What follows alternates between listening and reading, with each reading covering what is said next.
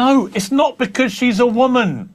And it's not because she's a black woman. It's because she was a useless candidate. And by the way, the Democrats knew that, because when she tried to run before for their nominee, she got bounced out in the first round. She then became a vice president and was hugely unpopular and was working under a president whose approval rating was in the tank.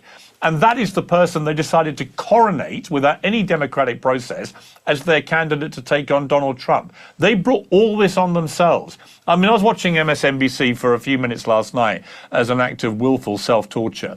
And what made me laugh was they were trying to explain to each other, Rachel Maddow, and I think Lawrence was there, all there, whining away. And they were trying to explain how Trump had won the Latino vote, while simultaneously, according to them, being the most racist human being to ever run for a high office in America.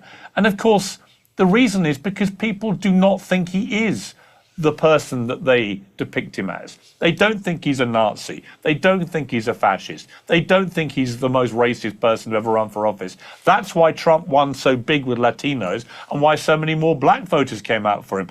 And when it comes to fascism, as you and I have discussed before, Megan, is there any more purer embodiment of fascism than the woke mindset, which is you dress like we say you will, you talk like we say you will, you laugh at jokes that we approve, you read books that we approve, you watch television and movies that we approve, and if you don't do all these things, we will absolutely annihilate you. We'll shame you, we'll vilify you, we'll humiliate you, we'll cancel you, we'll get you fired from your jobs.